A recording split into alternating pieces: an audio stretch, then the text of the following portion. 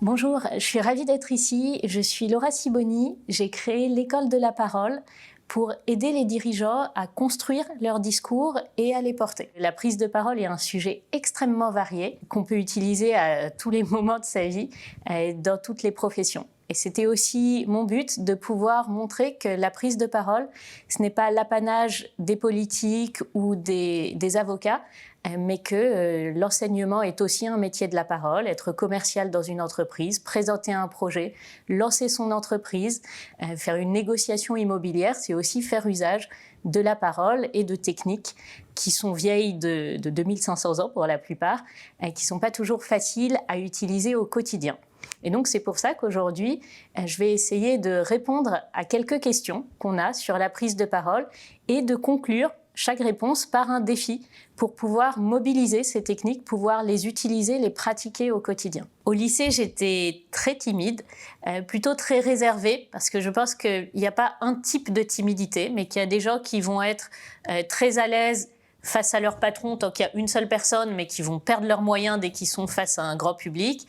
D'autres, ça va être l'inverse. Pour moi, au lycée, c'était surtout la réserve. Je ne me sentais pas légitime à parler.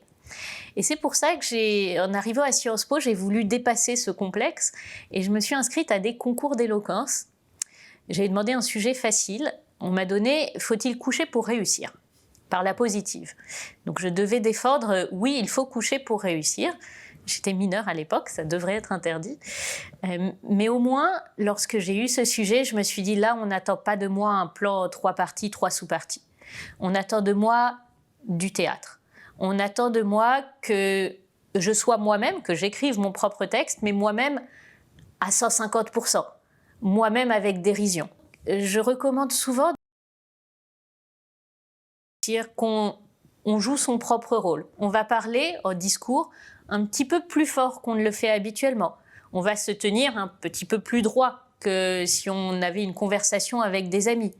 On va un peu plus préparer, travailler son texte. Mais ça reste son texte, son message, celui qu'on a choisi et celui que l'audience doit retenir. Le discours commence avant qu'on arrive sur scène, commence avant de monter sur l'estrade. Il commence déjà au moment où on a énormément de choses à dire et on se demande comment est-ce que je les structure. Qu'est-ce que je vais choisir parmi tout ce que j'ai envie de dire? Donc les premières questions à se poser, c'est d'abord qu'est-ce que je veux dire? Est-ce que ma présence est nécessaire? Qu'est-ce que je veux dire? Et quel est le message? Quel est ce qui est le plus important pour moi? Mais il y a une deuxième question qui vient assez rapidement, c'est quel est le public? Qu'est-ce que l'audience peut retenir? Pensez aux prises de parole qui vous ont les plus marquées, aux discours que vous avez le plus appréciés. On en retient rarement plus d'une phrase, plus d'un slogan. Ce qu'on en retient essentiellement, ça va être une posture, ça va être un appel à l'action, ça va être des émotions. Et donc, si vous voulez qu'on retienne une phrase, une idée, il va falloir la travailler. Et donc, demandez-vous aussi quelle est la phrase dont je sais que je ne sortirai pas de la salle tant que je ne l'aurai pas dite. Une fois que vous avez ces deux questions, c'est-à-dire quel est mon message, qu'est-ce que je veux dire, et d'autre part, qu'est-ce que je veux qu'on retienne, vous pouvez commencer à travailler le discours. Mais là, j'ouvre une parenthèse, parce qu'un discours, c'est à l'oral. Donc, un des pièges, ça serait de tomber dans le perfectionnisme. Le perfectionnisme qu'on peut avoir à l'écrit, où on peut prendre le temps de choisir chaque mot et où chaque mot va compter, puisque votre lecteur, à l'écrit, va prendre le temps de vous lire, va pouvoir s'arrêter sur les mots, va pouvoir rêver sur un mot et revenir à son texte, va pouvoir sauter des pages s'il veut, va pouvoir chercher une référence, chercher dans un dictionnaire, ce qu'on ne peut pas faire à l'oral. Parce qu'à l'oral, si vous perdez votre auditeur sur un mot, s'il a un doute sur un mot, s'il ne vous a pas bien suivi, il aura beaucoup plus de mal à reprendre par la suite. À l'oral, les silences, le lien que vous faites avec le public vont beaucoup plus compter que le choix précis des mots. À l'oral, vous pouvez utiliser des périphrases, vous pouvez utiliser des comparaisons, des métaphores, vous pouvez mobiliser le corps pour faire passer des idées. et pour les structurer. Et donc, le choix exact des mots va être moins important.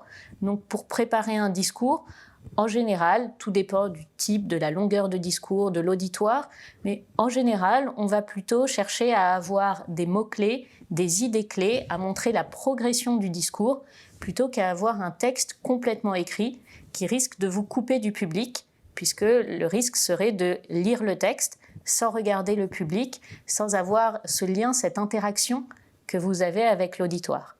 Et donc là, votre texte, vous ne lui apporterez plus rien si vous vous contentez de le lire. Et il va falloir le dire et l'incarner. D'où l'idée de ne noter que la progression.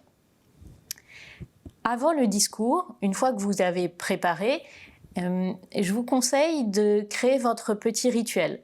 Alors, c'est difficile d'en parler face à une caméra parce qu'il est individuel pour chacun. Mais l'idée principale, c'est que vous existez avant votre discours. Comment est-ce que déjà vous créez de la sympathie, vous créez les conditions de l'écoute lorsque vous arrivez sur scène. Et ça vous demande déjà d'être à l'aise. J'ai connu des gens qui mettaient des écouteurs sur les oreilles avant des plaidoiries, avant des discours, pour rentrer dans leur bulle. J'ai connu des gens qui faisaient des prières, qui pensaient au moment le plus heureux de leur vie pour être plus à l'aise. Chacun a son petit rituel. Personnellement, j'aime bien les chants militaires parce que ça a été fait pour mettre du cœur au ventre et que ça donne tout de suite de l'énergie. Mais d'avoir votre routine qui vous aide à vous lancer. Pensez bien, lorsque vous arrivez, que ce soit sur scène, sur l'estrade, devant une classe, devant un pupitre, devant des slides, pensez à d'abord regarder en silence l'auditoire pour imposer votre présence et que ce soit le discours au service de l'orateur et non pas l'inverse. Donc prenez bien le temps de parcourir la salle. Parfois on dit un regard en W, c'est-à-dire pensez à regarder sur les côtés, au fond, devant, de nouveau au fond, sur les côtés, et à ne pas seulement regarder vos amis qui sont assis au premier rang, à regarder l'ensemble de l'auditoire, ce qui vous aidera à prendre confiance, à exister avant le discours et à porter votre voix jusqu'au fond de la salle pour que même le dernier rang vous entende. Un défi que je vous donne pour ne pas oublier toute cette routine, c'est avant votre prochaine prise de parole. Avant votre prochaine réunion, votre prochaine présentation, demandez-vous quelle est la phrase dont je sais que je ne sors pas de cette salle sans l'avoir dite. Et fixez-vous comme défi, comme promesse envers vous-même de la dire. C'est une phrase courte, souvent formulée à la manière d'un slogan. Vous allez utiliser des figures de style pour qu'elles soient plus marquantes. C'est quelques mots très clairs, très simples qu'on puisse retenir. Et ça vous permettra de mesurer les progrès, puisque vous pourrez voir aussi, quelques temps plus tard, si les gens ont vraiment retenu cette phrase, votre message, qui était l'objet même de votre présentation, de votre prise de parole.